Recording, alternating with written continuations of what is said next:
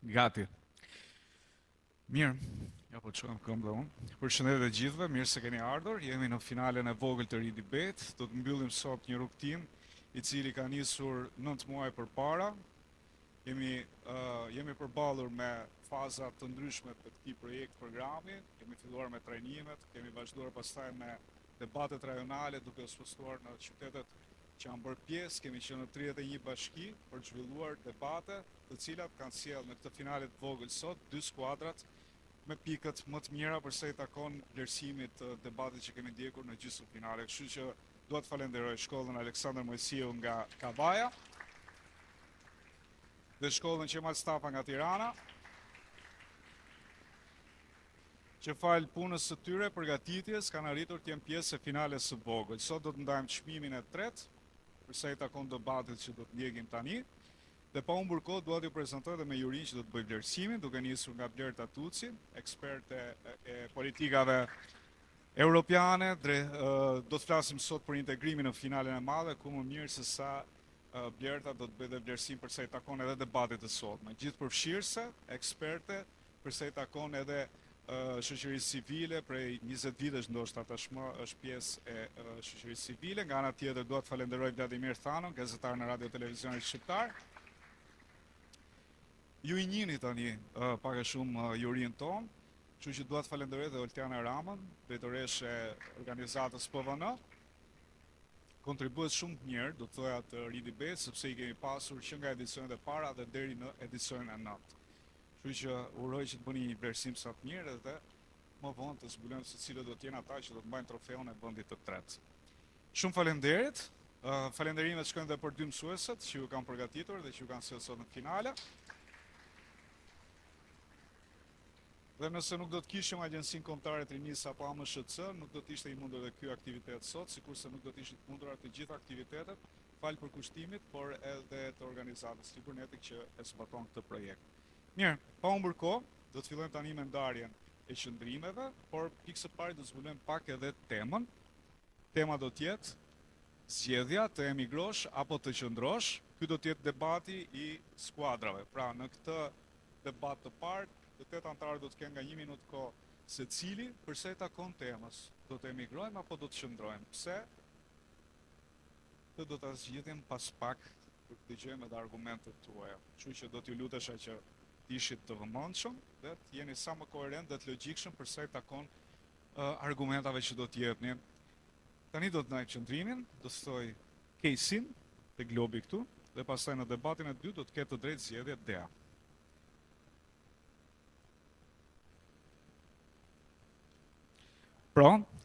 Pro do të jetë skuadra Aleksandër Mojsiut, kundër do të jetë Dea.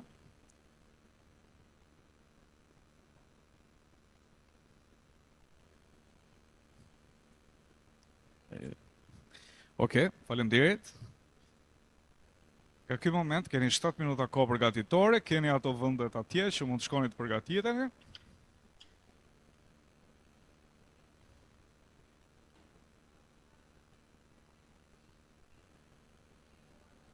Po.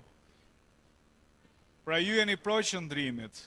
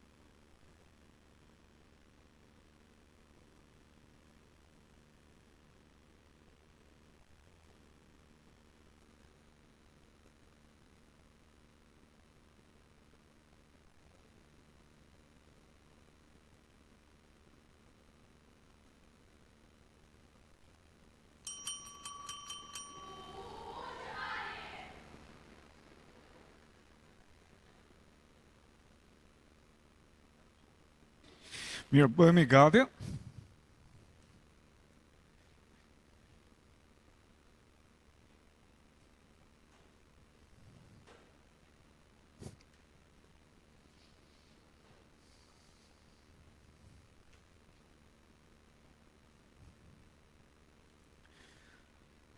Ja ku jemi, do të fillojmë tani me debatin e parë, debatin e skuadrave, të 8 anëtarët do të flasin, do të japin argumentet, mendimet e tyre, sigurisht duke dhënë punë logjikën për sa i takon temës, zgjedhja të emigrosh apo të qëndrosh. Pro do të jetë skuadra Aleksandër Mojsiut që do të hapë edhe debatin dhe do të pasohet pastaj nga skuadra e Qemal Stafës me qëndrimin kundër. Suksese.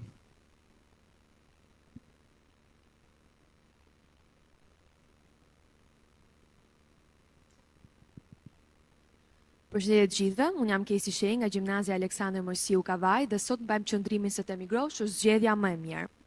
Sa herë kemi dëgjuar të rinj që thonë nuk e shoh të ardhmen time këtu. Kjo është arsyeja pse emigrimi sot nuk po shikohet si braktisje e vendit, por si një mundësi për ndërtuar një jetë më të sigurt dhe më dinjitoze jashtë.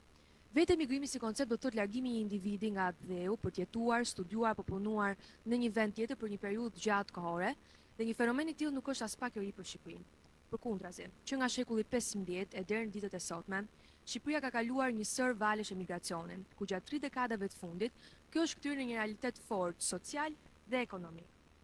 Nëse ne shohim që pagat janë minimale, kemi mungesë meritokracie, arsimi nuk është në cilësinë e duhur, normalisht zgjidhja logjike do të jetë emigrimi. Sipas OKB-s dhe Instat, 37% e shqiptarëve jetojnë jashtë vendit. Kjo tregon se emigracioni është kthyer nga dëshirë një nevojë aktuale. Prandaj, pse do t'i kërkojmë të rinjve të presin një të ardhme të pasigurt këtu, ku mund ta ndërtojnë atë sot diku tjetër. Faleminderit.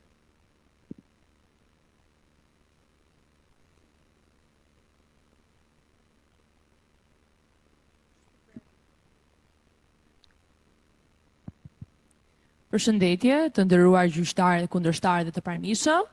Atëherë ne si grup bëjmë qëndrimin ton pro në lidhje me temën të emigrosh apo të qëndrosh. Kur bëhet fjalë për emigrimin, shpeshherë bijem në grackën e anës ekonomike, por harrojmë një element shumë të rëndësishëm që është pikërisht mirëqenia sociale. Po harrojmë elementin tonë më të rëndësishëm që është pikërisht kjo. Sipas të dhënave të Instatit, të gjithë ata të cilët largohen janë pikërisht mosha 15 dhe 64 vjeç, ku 77% e tyre e vuajnë problemin e distancimit nga familja dhe izolimit të tyre. Fakti të quajtur të huaj në një vend tjetër dhe kanë probleme me izolimin. Mbështetja që ti ke në vendin tënd të bën të jesh më i lumtur dhe të kalosh çdo situatë më mirë. Izolimi dhe pamundësia për të pasur mbështetje bëhet një nga problemet më të mëdha.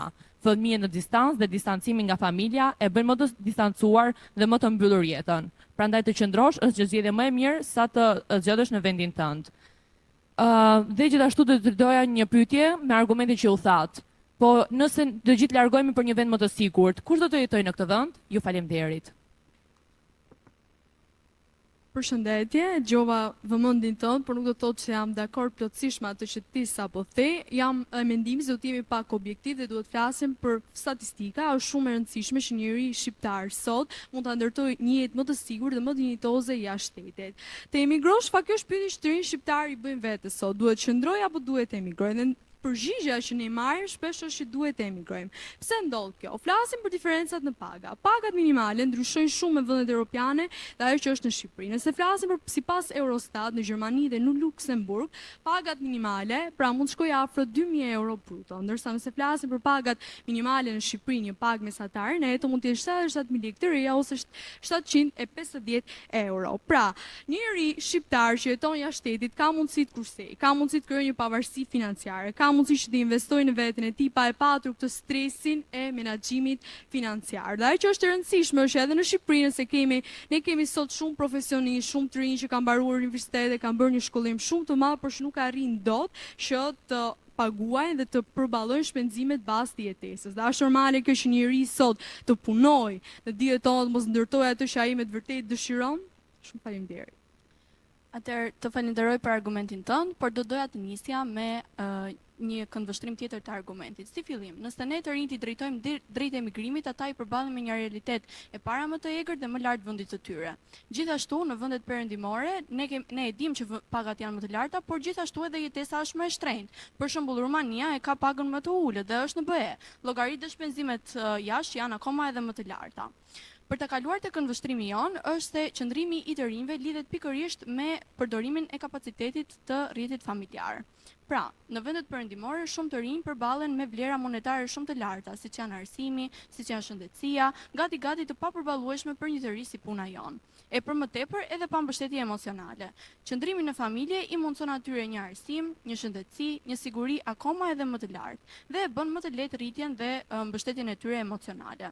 Sipas censurit të vitit 2023, mesataria e anëtarëve për familje është 3.2, duke e rritur mundësinë për të qenë më të bashkuar dhe gati 40% e shtëpive qëndrojnë bosh nga emigrimi i pronarëve, duke liruar shtëpi me qera më të ulta dhe përfitime më të pakta. Faleminderit. Përshëndetje, unë jam Romina Hoxha, jam pjesërisht dakord me argumentin tënd, por të emigrosh nuk do të thotë të lidhet vetëm me karrierën, por edhe me mënyrën e jetesës të çdo të riu.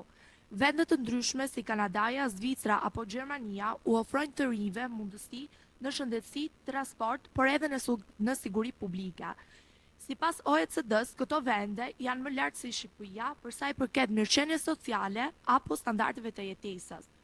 Të emigrosh drejt vendeve më funksionale do të thotë të formohesh edhe formalisht si individ, por edhe financiarisht. Pra, të emigrosh drejt vendeve më të zhvilluara është një zgjedhje më efikase për çdo të ri. Faleminderit. Përshëndetje, si fillim ju falenderoj për argumentin tuaj. Parafolësit folën se shumë të rinj preferojnë largimin nga vendi, kryesisht për një të ardhme më të suksesshme ose më dinjitoze siç u shprehet, por në shumë raste kjo nuk është e vërteta. Le të jemi pak realist. Shumë të rinj që kanë diploma universitare jashtë vendit punojnë në hoteleri, ndërtim apo pastrim. Dhe kjo sjell atë fenomen i cili quhet si degradim profesional dhe sjell pasiguri.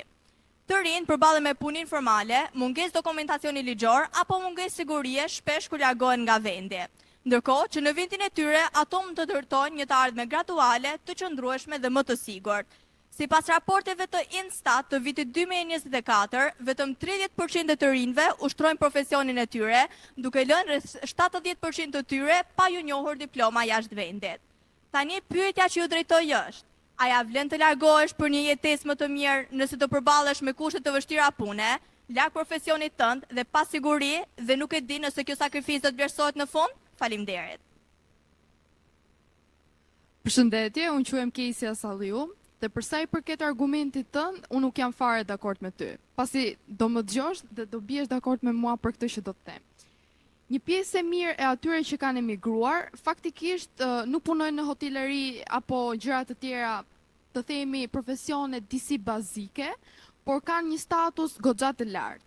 Emigrimi jashtë vendit sjell dobi për sa i përket arsimimit dhe profesioneve, pasi shpesh në Shqipëri mundësi dhe meritokracia nuk janë aty ku duhet të jenë.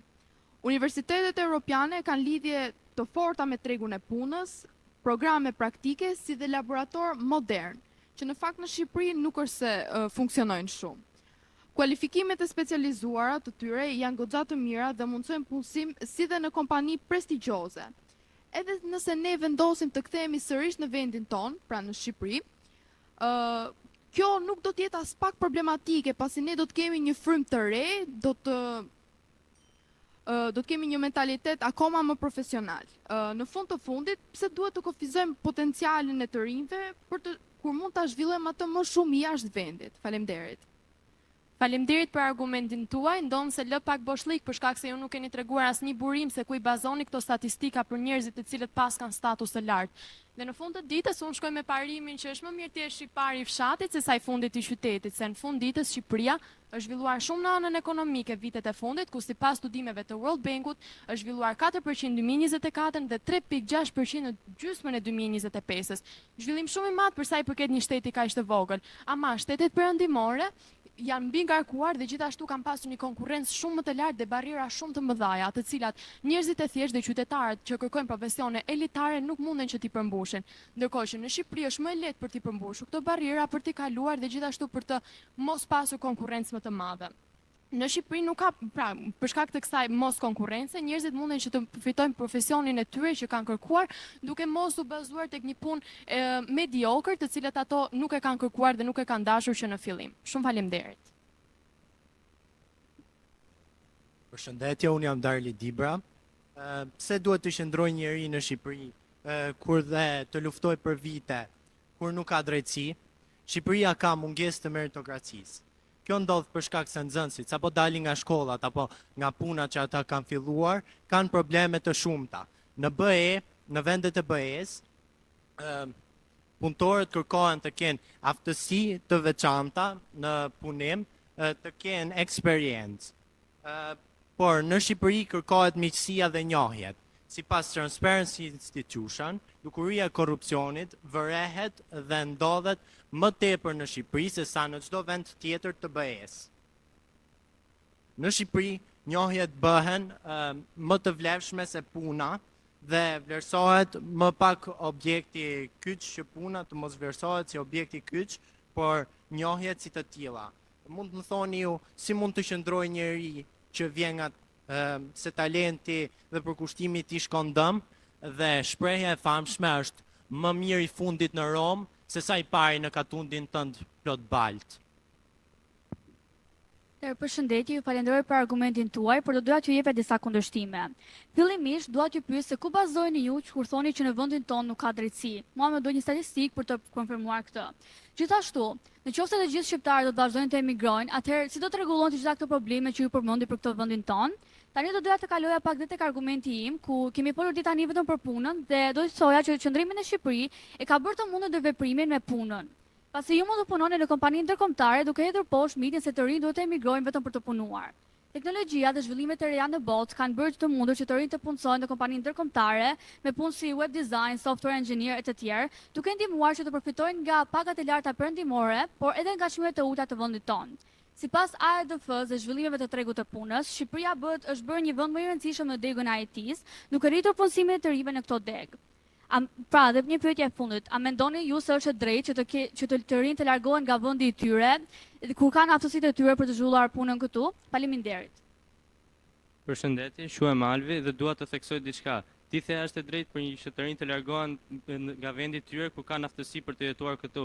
Por njerëzit që emigrojnë jashtë nuk e bëjnë vetëm për arsye egoiste, por e bëjnë edhe për të ndihmuar familjet e tyre. Në Shqipëri, sipas Bankës së Shqipërisë, remintanca sjellin mbi $1 miliard. Pra, një pjesë e ekonomisë së Shqipërisë sillet nga jashtë, nga këto njerëz që kanë emigruar. Dhe këto njerëz nuk e bëjnë vetëm për arsye egoiste, por bëjnë për të ndihmuar familjet e tyre. Emigrantët nga jashtë varen shumë nga paratë që sjellin në Shqipëri, sepse disa njerëz të moshës së tretë ose një fëmijë që do të studiojë dhe do një buxhet të caktuar, nuk mund ta ketë atë zgjidhje aq të mirë sa mund ta ketë në Shqipëri. Por këto familjarë që gjenden jashtë dhe janë të emigruar dhe sjellin para nga jashtë, i ndihmojnë shumë me buxhetin këto familjar. Pra, unë një pyetje kam për ju. Pse të mos emigrojnë njerëzit kur nuk e bëjnë vetëm për arsye egoiste, por e bëjnë për të ndihmuar familjet e tyre? Përshëndetje, quam Mira Skënderi dhe para se të prekja ndihmën tek familjet dhe arsyet jo egoiste, do doja të prekja pak aftësitë dhe eksperiencën që BE-ja kërkon nga të rinjt. Ku mendoni ju se i gjin këto të rinj eksperiencën edhe aftësitë që të futen direkt në punë? Nëse ata nuk e kanë eksperiencën, i bie që kur të emigrojnë dhe të shkojnë në BE, do të përfundojnë në pozicione shumë fillestare, duke i cunguar ato nga mundësitë për të zhvilluar aftësitë e tyre në karrierë. Dhe këtë do doja ta prekja pak edhe te argumenti im. Pse ne jemi pro qëndrimit? Qëndrimi në Shqipëri mund avantazhe të rinjve në konkurrencën e tregut të punës. Kjo sepse largimi i profesionistëve ka shkaktuar një vakum në tregun e punës. Kjo detyron institucionet dhe vetë tregun e punës që të punësojë të rinj dhe t'u jap atyre mundësi dhe pozicione më të larta, sepse ky vakum duhet mbushur. Po ashtu, në perëndim konkurrenca është e madhe, ju e prekët edhe vetë që në BE të duhet aftësi e arzakonshme dhe eksperiencë për të punësuar. Ndërsa këtu në Shqipëri të rinjt mundet për të plotësuar këtë vakum të arrijnë në pozicione më të larta dhe kjo lidhet pak edhe me ndihmën te familjet e tyre. Në momentin që të rinjt do të kenë pozicione më të larta, do të kenë paga më të larta dhe do të ndihmojnë familjet e tyre. Përshëndetje, jam Shejana dhe s'jam plotësisht dakord me argumentin tuaj, sepse shumë të rinj dhe sipas Bankës Botërore rreth 1.6 milion njerëz kanë zgjedhur emigracionin, sepse ato mendojnë se në Shqipëri ndryshimet po avacojnë shumë ngadalë. Ato nuk duan të presin 10 deri në 20 vite për të përmirësuar jetën e tyre dhe duke ditur që koha e tyre kalon dhe mundësit mund të humbasen. Për shumicën, emigracioni është mënyra më e mirë për të siguruar jetën, stabiliteti financiar dhe një të ardhme më të mirë. Njëri dëshiron të ndërtoj jetën tani dhe jo të presi me vite të tëra me pa siguri dhe pa një garanci për një të ardhme më të mirë.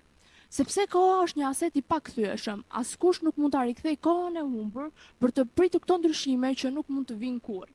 Pra, a duhet njëri të pres gati 10 deri 20 vite për këtë ndryshim kur jeta e tij vazhdon? Faleminderit.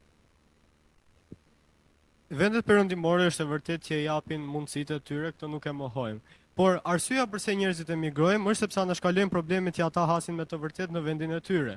Dhe ata nuk përpiqen që të luftojnë dhe të kenë një jetesë më të mirë, duke e përdorur emigrimin si anashkalim. Mund të bëj një pyetje, cilët janë njerëzit që emigrojnë? Janë njerëzit të cilët janë të pakënaqura me kushtet këtu në Shqipëri. Dhe këtë po e shohim qartë. Mbi 500.000 shqiptar janë larguar në 10 vitet e fundit. Dhe vakumi që ka lënë në tregun e punës është i madh, sa po e shohim që tregu i punës po mbushet me emigrantë të cilët vinë dhe nga Azia jugore dhe juglindore. Që çfarë do të thotë këtë? Tregu ka nevojë, por qeveria dhe shteti nuk po përpiqet, por në qoftë se njerëzit arrin të shtyhen dhe të përpiqen për veten e tyre që ta ndërtojnë këtë vend, pse qëndrimi nuk duhet të shihet si arsye e mirë për ta ndërtuar vendin, sepse me këto ritme që ne po ecim, jo vetëm që popullsia po plaket, por dhe me migracionin që po vjen nga vendet e huaja, ne rrezikojmë të kthehemi në një territor që emrin e ka Shqipëri, por do të jemi një pakicë kombëtare. Atëherë, ju përmendët që ne kemi mundësi për një të ardhme graduale dhe më të sigurt, por asnjëri nga ju nuk dha një zgjidhje reale, një zgjidhje konkrete, si mund ta bëjmë ne këtë gjë brenda vendit.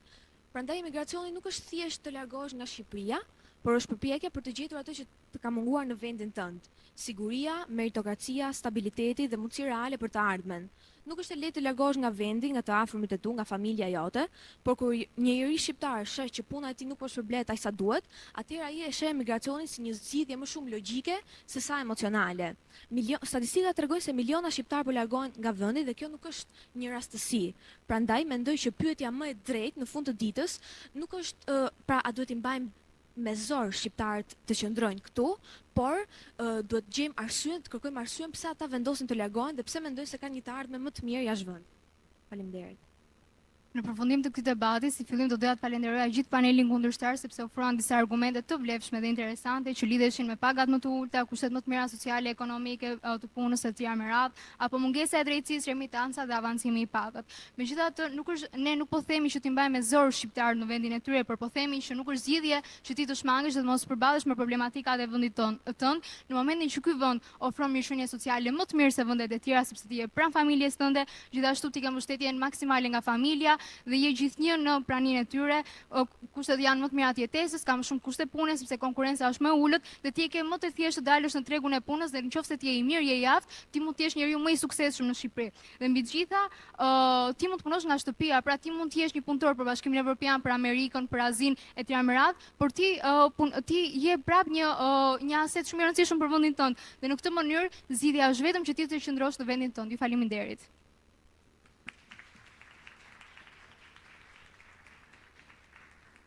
Mirë, faleminderit të dyja skuadrave. Tani do të me debatin e dytë, debatin e liderave. Do të kemi në këtë përballje Kesin dhe Dean. Për sa i takon temës, zbulojmë tani në ekran. Pra, të dy liderat do të debatojnë për temën angazhimi i të rinjve në politikë bërjen lokale është i domosdoshëm. Do të zgjidhet tani Dea, qëndrimin.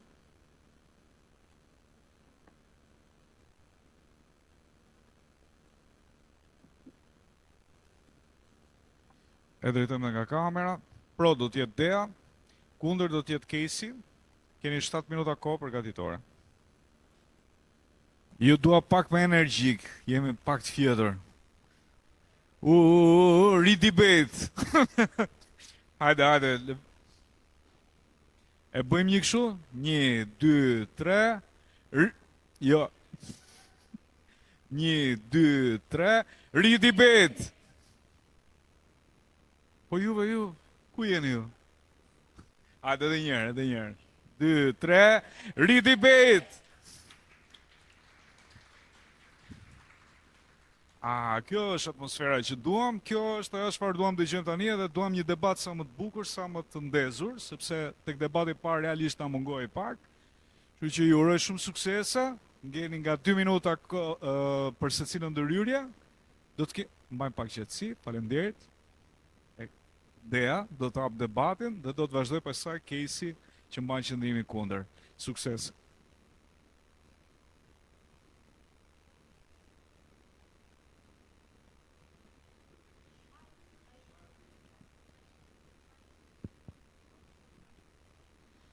Atëherë përshëndetje të gjithëve një herë tjetër. Si fillim të doja të përshëndesja kundërshtaren time në këtë debat, do doja të përshëndesja jurinë e ri të debatit dhe si fillim do doja të falenderoja Liburnetic Organizations për gjithë mundësinë që na ka dhënë të gjendemi sot këtu dhe mbi gjitha do doja të falenderoja gjimnazin tim, gjimnazin Qemal Stafa, që për të tretin vit radhas më jep mundësinë të vi në një konkurs kaq fantastik sa ç'është ri debati.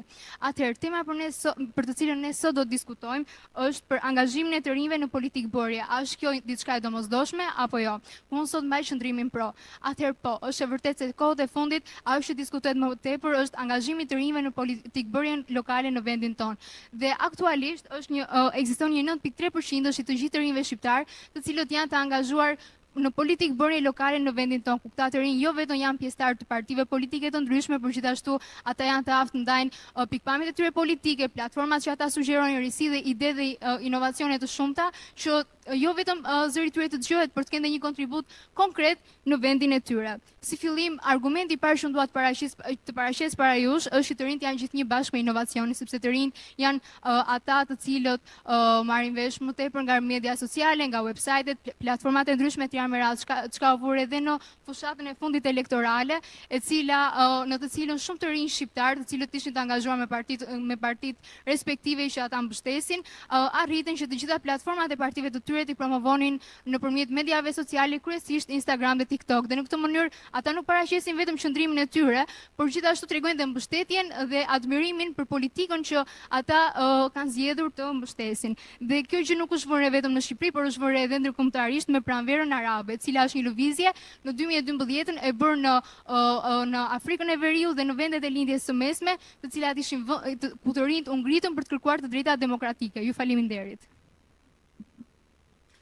Përshëndetje Dea, e vlerësoj mendimin tënd. Ndosë të doja të thoja që edhe pse të rinjt janë entuziazmi, janë idetë inovative, janë gjithë ajo fryma e re, le të themi, kjo nuk është gjithçka që duhet në vendimarrje.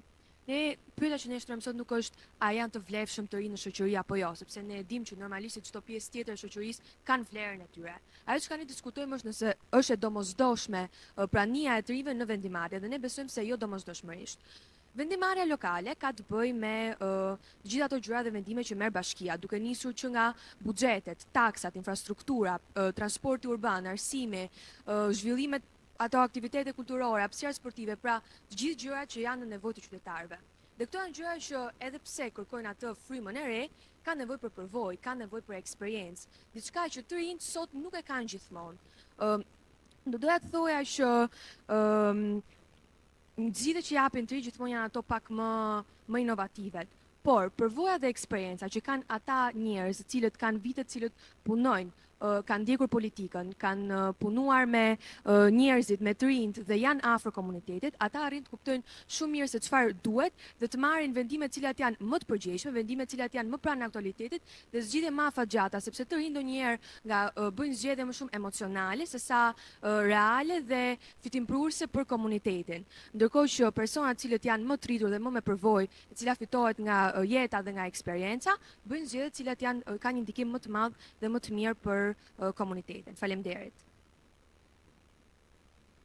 Si fillim të falenderoj për argumentin që ti solle, por ju flisni se vendimet më të mira merren nga ata që kanë eksperiencën, por ne po flasim për të rinj ambicioz, për të rinj që duan të japin kontributin e tyre vendit të tyre, dhe si supozohet ta fitojnë këta të rinj eksperiencën, nëse nuk i jepet mundësia që ata ta krijojnë këtë eksperiencë. Ne mund të përmendim një shembull shumë konkret. madje ai është dhe sot me ne këtu zoti Glindxhet Madhi, i cili ka nisur në një moshë shumë të hershme që adoleshent të gjithë eksperiencën e tij politike, duke nisur që nga organizimet shkollore të brendshme si qeveria e nxënësve, parlamenti i nxënësve etj me radhë, duke kaluar më pas në rinin e partisë të cilën ai mbështet dhe deri duke kandiduar në zgjedhjet e fundit për deputet. Prandaj ne duhet japim mundësi këtyre të rinjve sepse ne kemi shembullin konkret, por ka dhe shumë të rinj sot që janë ambicioz. Mund të përmendim Alessandër Xhufin, një ndërtar i cili është i përmendur nga do e shumë shumë të tjerë. Argumenti i dytë që unë doja të sillja është që të rinjt janë gjithmonë më të ndjeshëm ndaj ndryshimeve. Sot të rinjt janë me ide plot inovatore, me ide që nuk ndikojnë vetëm në aspektin mjedisor, në aspektin politik, në aspektin ligjor të drejtat e njerëzit etj me radhë. Ata ndikojnë në çdo aspekt sepse sot më shumë se kur rinia ka frymën për të kundërshtuar, ka frymën për të revoltuar dhe për të patur një zë të fuqishëm kundrejt çdo gjëje që ata i bën të pakënaqur. Dua të përmend shembullin më konkret, shembullin e Greta Thunberg, një adoleshente amerikane e cila ngriti gjithë Amerikën në këmbë me protestat që u mbajtën kundër ndryshimeve klimaterike. Ku ajo mblodhi gjithë rinin amerikane dhe u debatua për gjën më kryesore, e cila ishte pikërisht që të merreshin reforma që do të mbronin planetin Tokë dhe mbi të gjitha mirëqenien e të gjithëve neve, sepse duke rrezikuar planetin Tokë, ku mbetet njeriu, pastaj ku mbetet shoqëria, e cila do të rrezikojnë në fund të ditës, apo ne mund të përmendim dhe debatet e shumta në të cilat ne përfshihemi, ku ne diskutojmë për probleme shumë konkrete. Ju faleminderit. Atëherë, të falenderoj për mendimin tënd dhe e kuptoj kur ti thua që të rinjt ambiciozë do të marrin pjesë në politik, por do doja të theksoja që sipas OECD, të rinjt sjellin 3 gjëra në vendimarrje, të cilat ndonjëherë nuk janë aq fitimprurse, duke nisur që nga vendime emocionale dhe afatshkruara, të cilat janë tërheqëse politikisht, ku i sheh, dhe na bëjnë për vete, por janë të paqëndrueshme edhe nga ana financiare, edhe nga ana administrative. E dyta është mungesa e përgjegjësisë në vendimarrje, sepse nuk e kanë eksperiencën e plot politike. Pra nuk janë përballur me pasojat të vërteta të atyre planave afatgjata politike dhe si të tillë nuk janë të aftë mjaftueshëm ose nuk din mjaftueshëm për të përballuar dhe për të marrë vendimarrje të tilla. Gjithashtu kemi edhe ngadalësimin e vendimarrjes, sepse gjithë ato gjëra që më parë realizoheshin nga njerëz me eksperiencë, tashmë për të realizuar nga njerëz cilët janë më me pak përvojë, kërkojnë një zgjatje më të madhe, procese më të gjata, gjë që do të ngadalësonte me të vërtetë administratën. Kjo mbështetet edhe nga filozofi Max Weber, i cili thotë se profesionalizmi duhet të jetë burokratik. Pra, duhet kemë të përvojë, duhet ketë stabilitet, duhet ketë profesionalizëm kur bëhet diçka dhe jo vetëm dëshirën për pjesëmarrje, sepse dëshirë mund të kenë të gjithë, por aftësi, përvojë dhe dëshirë reale për të qenë dhe për të bërë diçka të mirë për komunitetin, kjo është diçka që jo të gjithë të rinjt e kanë dhe edhe ata që e kanë hasin problematika të shumta. Faleminderit. Të falenderoj sërish për pikat që ti përmende, ku do doja të ndalesha në 2 prej tyre. Ju thatë se njëri i cili është i pa eksperiencë dhe i pa pjekur akoma nuk mund të ndikojë drejt për drejt nga problemet, por jo, personalisht mendoj që kjo është shumë e gabuar. Mendoj se pikërisht mosha në të cilën ne gjendemi është mosha që e ndjen shumë dhe pikërisht është kjo moshë e cila dhe flet problemin, sepse nëse ti flet për një familje ku fëmijët janë arritur në një familje që prindrit mund të kenë pasur problematika ekonomike etj me radhë, ky fëmijë normalisht i kanë ndjerë këto problematika dhe benefiti që ka mosha jon është që ne nxitemi ditë për ditë që të flasim për problematikat që ne vuajmë, sepse shpeshherë unë personalisht krahasoj veten me brezin e prindërve të mi, të cilët mund të kenë shumë problematika që vuajnë nga mëngjesi deri në darkë dhe nuk e flasin, ndërkohë që jam rritur në mënyrë shumë ndryshe nga ata. Më ka rritur gjithmonë që kur unë e shoh një problematik e flas, sepse unë jam një përfaqësuese e rinisë shqiptare, jam një përfaqësuese e cila me aq nivel sa kam unë për mendimin tim, mund të flas për këto problematika dhe të ngrihem kundër atyre. Dhe më e rëndësishmja, ne nuk po themi që të rinjt marrin vendime, por të rinjt propozojnë idera që mund të merren si vendime më vonë, sepse janë të rriturit që marrin vendime normalisht. Për shembull, ka shumë të rinj që kanë dhënë idetë e tyre, propozimet e tyre në fusha të ndryshme politike, ekonomike, sociale, dhe më pas këto vendime, kur janë parë si të arsyeshme, janë ndërmarrë nga të rriturit dhe politikanët më me eksperiencë.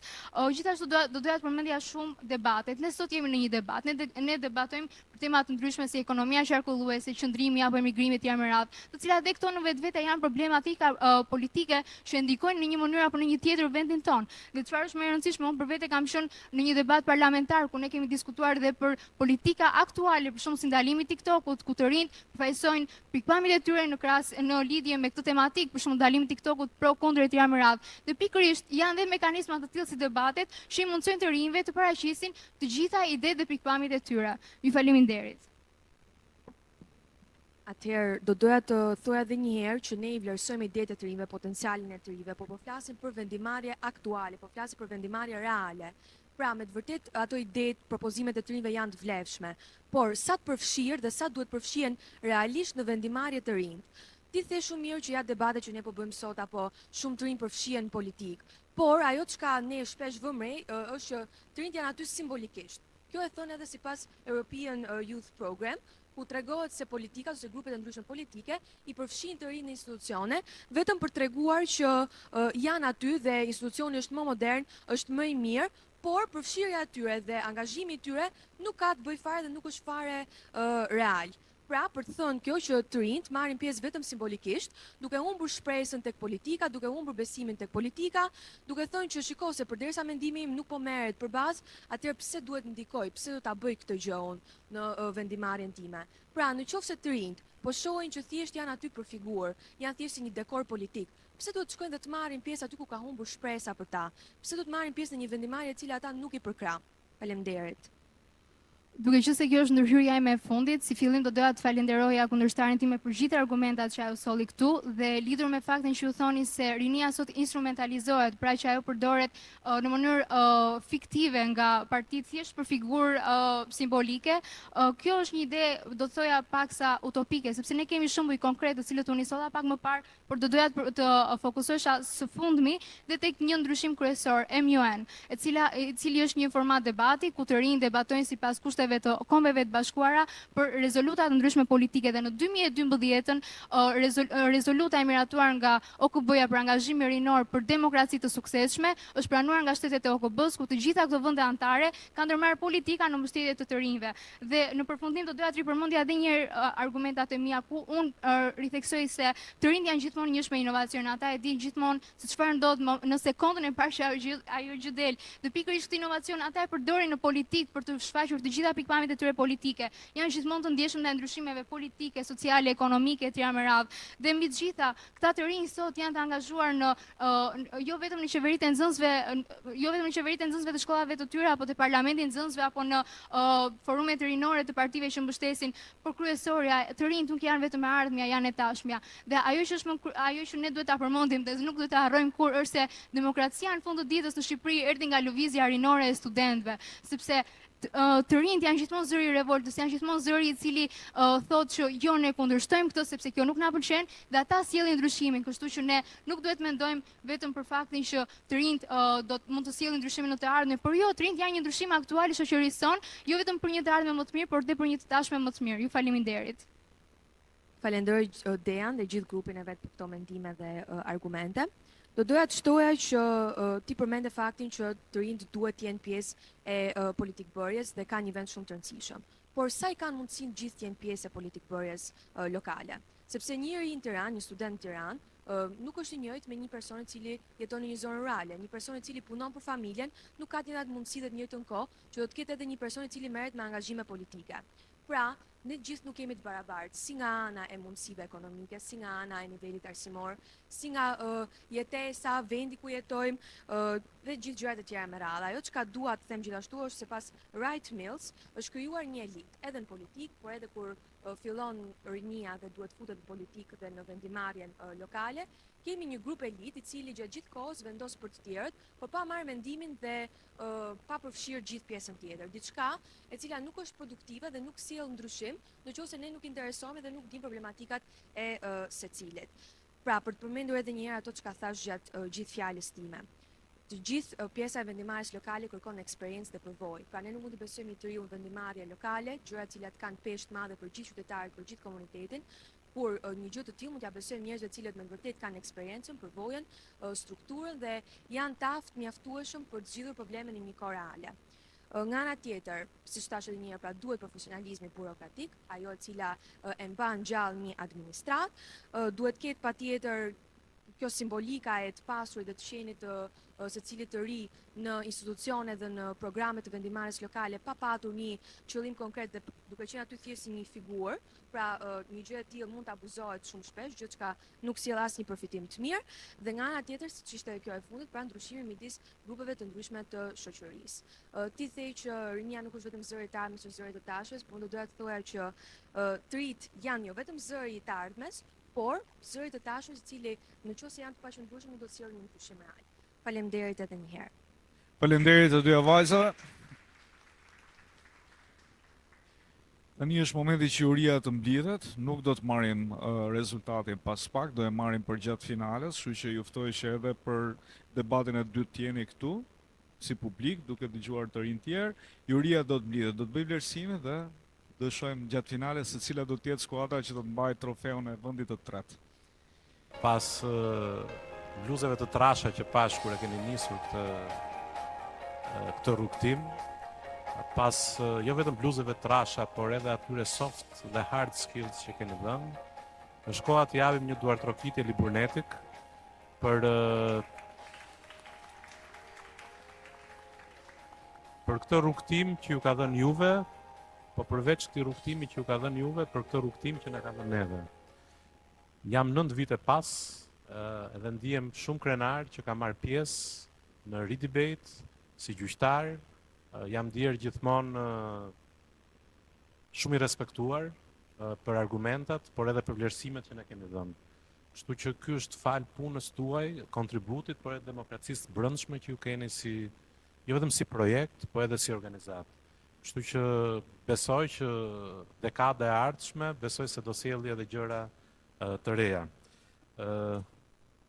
Me Blertën nga ana ime djathtë dhe me Oltianën nga ana ime majt, ne u mblodhëm, diskutuam, ne jemi kolegë të vjetër prej vitesh dhe ndajmë perspektiva shpeshherë të njëjta për shoqërinë civile, por gjithashtu duam të vlerësojmë faktin se të gjykosh është shpeshherë e vështirë, por të jesh i drejtë është shpeshherë e thjeshtë.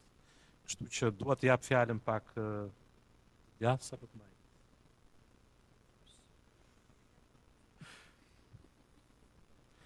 Do e jap të djathtës për periferi syzesh.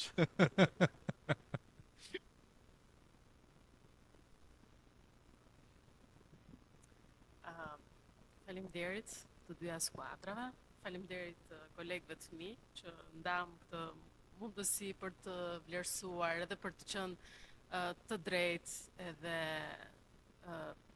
objektiv. Të dyja debatet ishin të mira. Sigurisht që për ju ka qenë një rrugtim i lodhshëm. Besoj 4-5 javë, ndoshta edhe muaj. Edhe nuk është aq e thjeshtë sepse dhe ju keni ngarkesat tuaja. Por në tërësi dua t'ju përgëzoj edhe t'ju falenderoj që keni qenë pjesë e ridebate, edhe që na jepni mundësinë për të vlerësuar dhe për të ndjerë dhe ne pak edhe më të rinë se sa që jemi tashmë Ladi. Patjetër si vlerësuese dhe gjykatëse në ridebate, ndjem me shumë fat që Liburnetik Organization më ka bërë pjesë gjatë këtyre 9 viteve, edhe që gjithmonë i shoh në rritje, shoh të rinj më të motivuar edhe me dëshirën për të qëndruar në këtë vend. Paktën nga debati që pash mbi qëndrimin në Shqipëri apo jo, u kuptova që shumë prej jush dëshirojnë të qëndrojnë në Shqipëri, edhe pavarësisht se dyja skuadrat kishin qëndrime të ndryshme, edhe kjo më vjen mirë. Do doja që përveç faktit që doni qëndroni dhe të kontriboni në Shqipëri, të ndiheni që jeni të mirëpritur në organizata, në projekte, në debate të ndryshme dhe patjetër mund të lini dhe gjurmën tuaj në politikbërje apo në fushat të tjera të cilat i kontribojnë politikbërjes. Këtu jeni të gjithë fitues, sepse mbi gjitha keni shkëmbyer me njëri tjetrin, jeni njohur me shumë antar dhe përfaqësues të qyteteve të ndryshme dhe të shkollave të ndryshme, kështu që Besoj ky rrugtim për ju ka qenë vetëm rritje dhe kjo është fitoria më e madhe për ju, por edhe për ne, padyshim, sepse njohim se si ndryshojnë shkollat nga viti në vit. Ju uroj suksese të dyja skuadrave dhe po ja lë fjalën kolegës time të nderuar Oltës, që kam shumë për zemër se merret me vullnetarizëm.